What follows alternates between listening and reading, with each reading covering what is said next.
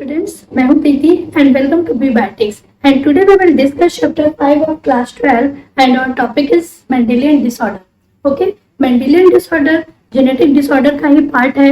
Normally अगर देखा जाए तो जो जेनेटिक डिसऑर्डर होते हैं वो 2 पार्ट में कैटेगराइज किए जाते हैं। जो पहला है वो मेंडेलियन डिसऑर्डर है और जो दूसरा है वो क्रोमोसोमल डिसऑर्डर। क्रोमोसोमल डिसऑर्डर को 2 तरह से कैटेगराइज किया जाता है। जो फर्स्ट होगा वो ऑटोसोमल डिसऑर्डर्स होंगे और जो सेकेंड वन होगा वो सेक्स रिलेटेड डिसऑर्डर्स होंगे। ठीक है, बट जो आपका जेनेटिक डिसऑर्डर में जो फर्स्ट डिसऑर्डर हम पढ़ेंगे मेंडेलियन डिसऑर्डर, उसमें आज हम जो पहला डिसऑर्डर पढ़ने जा रहे हैं वो है हमारा हीमोफीलिया।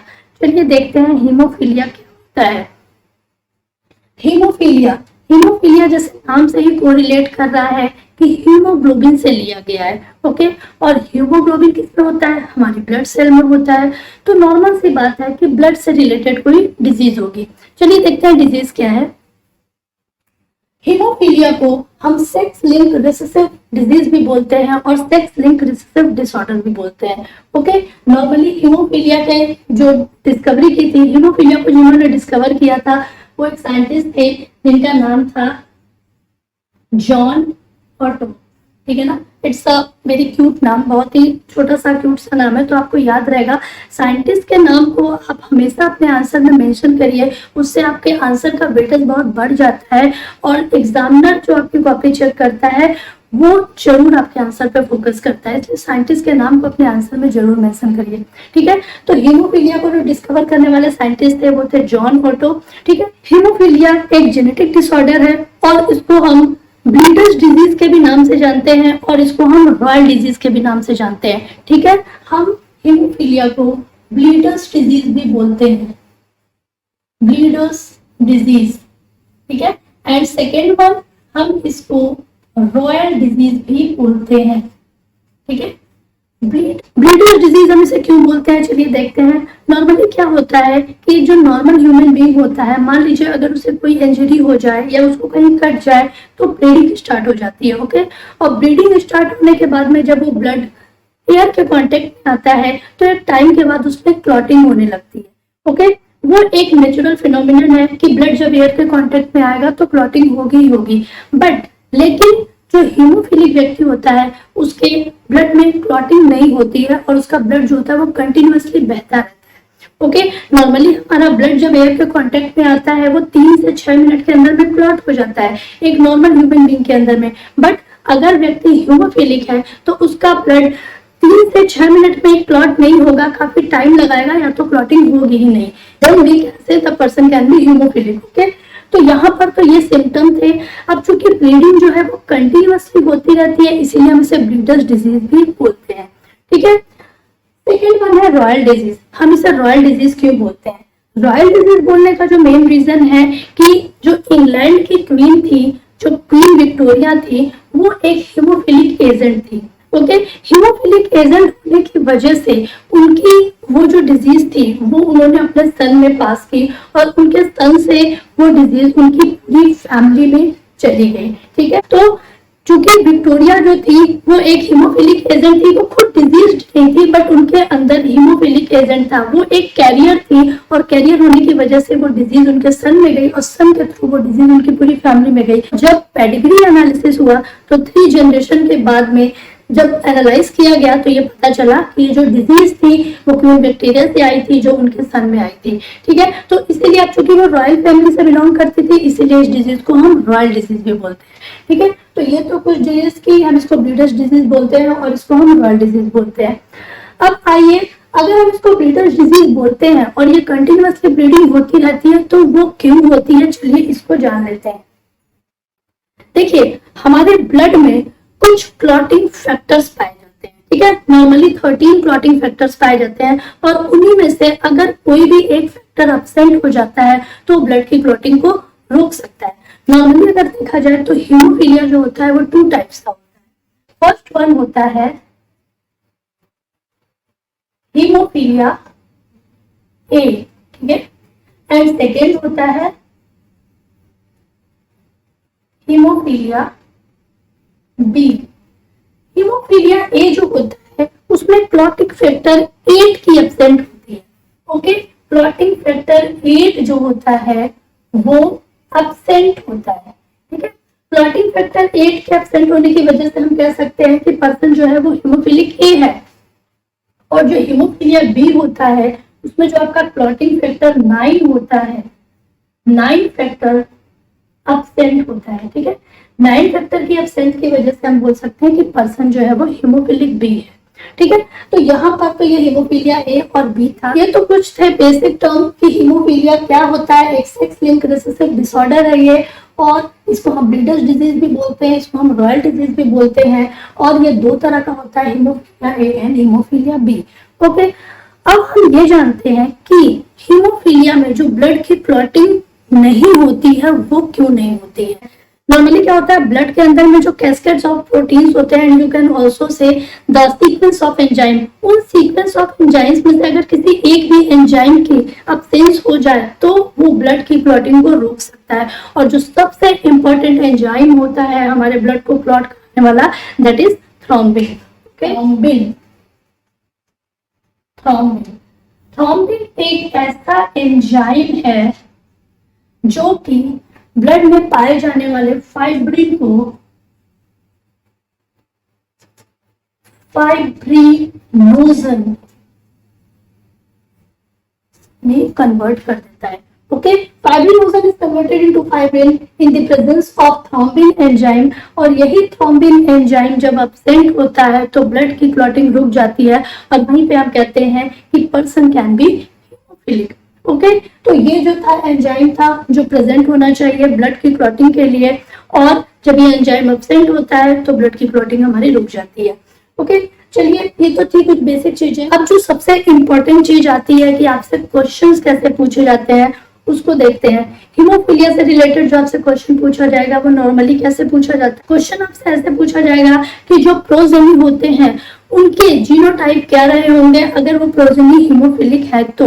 ओके, तो इस तरह के क्वेश्चन आपसे पूछे जाते हैं। तो चलिए देखते हैं कि उसके आंसर्स को हम कैसे फाइंड करेंगे। कुछ क्रिस क्रॉस फॉर्मेशन है जिसके बेसिक पे हम इसके आंसर्स को फाइंड करेंगे।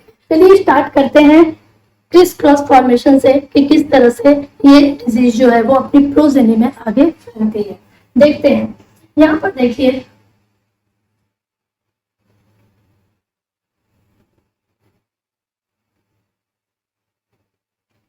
नॉर्मली हमारी बॉडी में जो क्रोमोसोम्स पाए जाते हैं वो हेट्रोमॉर्फिक होते हैं और होमोमॉर्फिक होते हैं। नॉर्मली अगर हम फीमेल्स में देखें तो जो क्रोमोसोम होता है वो एक्स टाइप का होता है, मीन से होमोमॉर्फिक हो गया। और जो मेल्स में हम देखें तो जो क्रोमोसोम्स पाए जाते हैं वो एक्स वाई टाइप के पाए जाते हैं। ओके, नॉर्मली अगर हम देखें तो फीमेल्स में जो नंबर ऑफ क्रोमोसोम होते हैं वो एक्स होते हैं, और मेल में नंबर ऑफ क्रोमोसोम जो होते हैं वो एक्स वाई होते हैं। मेल हमेशा हेट्रोमॉर्फिक होता है, इसलिए अलग अलग तरह के क्रोमोसोम पाए जाते हैं, दो डिफरेंट टाइप्स के क्रोमोसोम पाए जाते हैं। और फीमेल होमोमॉर्फिक होती है, इसलिए उसमें सेम काइंड ऑफ क्रोमोसोम्स पाए जाते हैं। ओके, अब देखिए चूंकि हम पढ़ रहे हैं हीमोफिलिया के बारे में, तो अगर हमको जीन का फॉर्मेशन इसके ऊपर कैरी कराना है तो हम कैसे कैरी कराएंगे। हमने पहले ही यहाँ बता रखा है कि ये सेक्स लिंक रिसेसिव डिसऑर्डर है। मींस रिसेसिव का मतलब फीमेल कैरेक्टर से लिया गया है। मींस इसमें जो फीमेल होगी वो हमेशा जीन को कैरी करेगी। मींस जो कैरियर जीन होगा वो हमेशा फीमेल्स में होगा, और फीमेल्स में क्या होगा, एक्स क्रोमोसोम, मतलब कि जीन कैरी करने वाला क्रोमोसोम एक्स क्रोमोसोम होगा। तो यहाँ पे मैं आपको मेंशन कर देती हूँ, जो जीन कैरी करने वाला रिसेसिव का मतलब ही है कि X chromosome or gene carrier. Okay, आपके जो जीन कैरियर होंगे वो हमेशा एक्स क्रोमोसोम होंगे। ठीक है, अब चूंकि हम यहाँ पे हीमोफिलिया के बारे में पढ़ रहे हैं तो हीमोफिलिया के लिए हम एक सिंबल ले सकते हैं, जीन सिंबल जो ले सकते हैं वो स्मॉल एच ले सकते हैं। तो अगर हम एक्स क्रोमोसोम के ऊपर ये सिंबल को लगाते हैं इस तरह से, देन हम बोल सकते हैं कि फीमेल जो होगी वो कैरियर होगी। ओके, तो यहाँ पे हम बोल सकते हैं फीमेल क्या है, ये कैरियर है। ठीक है, और अगर हम मेल के एक्स क्रोमोसोम के ऊपर ये कैरेक्टर अवेलेबल कराते हैं, मींस एच क्रोमोसोम्स के ऊपर हम अवेलेबल कराते हैं, तो क्या हो जाएगा, ये डिजीज हो जाएगा।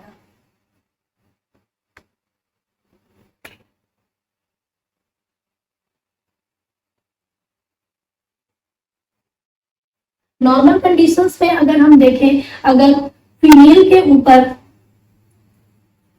दोनों एक्स क्रोमोसोम के ऊपर अगर ये जीन अवेलेबल हो देन फीमेल क्या होगी, डिजीज होगी। ठीक है, अगर फीमेल के दोनों एक्स क्रोमोसोम के ऊपर ये जीन अवेलेबल होगा तो फीमेल डिजीज होगी। अगर किसी एक एक्स क्रोमोसोम के ऊपर ये जीन अवेलेबल होगा देन फीमेल कैरियर होगी। और मेल के पास एक ही एक्स क्रोमोसोम है और अगर उस पर ये जीन अवेलेबल होगा तो मेल यहाँ पर डिजीज हो जाएगा।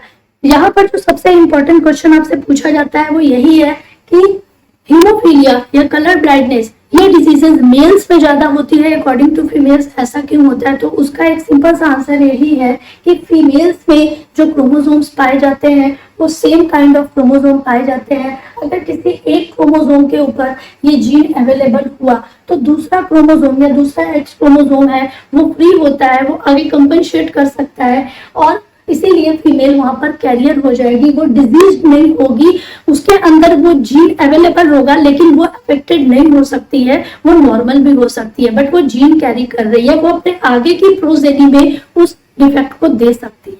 ओके, बट यहाँ पे मेल के पास एक सिंगल एक्स क्रोमोसोम पाया जा रहा है और उसी एक्स क्रोमोसोम के ऊपर वो जीन अगर अवेलेबल है और वाई तो सिंगल क्रोमोसोम है, तो अगर एक्स के ऊपर वो जीन अवेलेबल है तो यहाँ पे मेल डिजीज हो जाता है। इसीलिए ज्यादा चांसेस होते हैं कि मेल में ये डिजीज जो होती है वो ज्यादा होती है according to female, just because of कि मेल में केवल एक सिंगल एक्स क्रोमोसोम पाया जाता है और चूंकि ये सेक्स लिंक्ड रिसेसिव डिजीज है तो रिसेसिव होने की वजह से एक्स क्रोमोसोम के ऊपर ही जीन अवेलेबल होगा, तो यहाँ पर एक ही एक्स क्रोमोसोम है तो नॉर्मली जो मैन होगा वो डिजीज हो जाएगा। बट फीमेल के पास में दो एक्स क्रोमोसोम है, अगर किसी एक एक्स क्रोमोसोम के ऊपर भी ये जीन अवेलेबल होगा तो सेकेंड एक्स क्रोमोसोम जो होगा वो आगे कंपनसेट कर पाएगा, सर्वाइव कर पाएगा और फीमेल में डिजीज होने के चांसेस कम होंगे, सिर्फ फीमेल कैरियर हो सकती है। अगर फीमेल के दोनों एक्स क्रोमोसोम के ऊपर ये जीन अवेलेबल होगा तो ही फीमेल डिजीज होगी। ठीक है, तो ये तो कुछ कंडीशंस थी। अब आगे देखते हैं हम कुछ क्रिस ट्रांसफॉर्मेशन से हम समझते हैं कि ये डिजीज आगे की प्रोजेनी में कैसे पहुंचती है।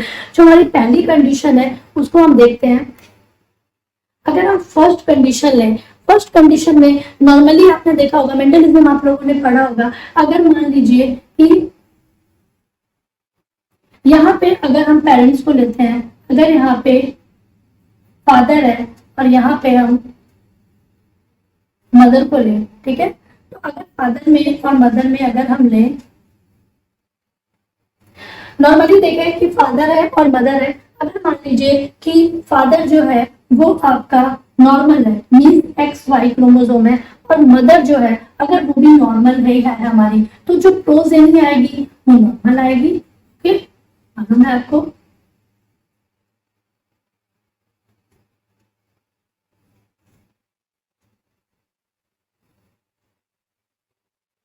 ठीक है, मीन्स 50% आपके मेल आएंगे और 50% आपके फीमेल आएंगे और सभी क्या होंगे, नॉर्मल होंगे। ठीक है, अगर फादर एंड मदर दोनों ही नॉर्मल है तो जो प्रोजेनी आएंगे वो नॉर्मल होंगे। बट अगर हम इन कंडीशंस को अप्लाई करें तब प्रोजेनी कैसे आएंगे उसको हम देखते हैं। हमारी जो सेकेंड कंडीशन बनेगी वो क्या बनेगी, अगर हम फादर को डिजीज लेते हैं और मदर को कैरियर लेते हैं तब हम क्या करेंगे, या अगर हम फादर को नॉर्मल लेते हैं और मदर को कैरियर लेते हैं तब हम क्या करेंगे। देखिए, सेकेंड कंडीशन में अगर हम मदर को कैरियर लेते हैं, मींस अगर हमारे एक्स क्रोमोसोम के ऊपर ये जीन अवेलेबल कराते हैं और दूसरा एक्स क्रोमोसोम फ्री रहता है, और अगर हम फादर को यहाँ पे नॉर्मल ले, यानी कि एक्स वाई को हम नॉर्मल ले, तो हमारे प्रोजेनी आएंगे। आप ये देखिए, हमारी जो पहली प्रोजेनी आएगी वो आएगी एक्स एच एक्स, मीन्स जो फीमेल होगी वो कैरियर होगी ऑलरेडी, क्योंकि यहाँ पे फीमेल कैरियर है तो प्रोजेनी में भी फीमेल कैरियर आएगी। सेकेंड आप देखिए इसमें क्या आएगा, सेकेंड में आपका आएगा एक्स एच वाई, और एक्स एच वाई क्या है, एक्स एच वाई डिजीज है, यानी कि मेल जो होगा वो डिजीज हो जाएगा। ठीक है, मेल क्या हो जाएगा आपका, डिजीज हो जाएगा। नेक्स्ट जो आपके बनेंगे वो आपके सिंपल बनेंगे X X and X Y.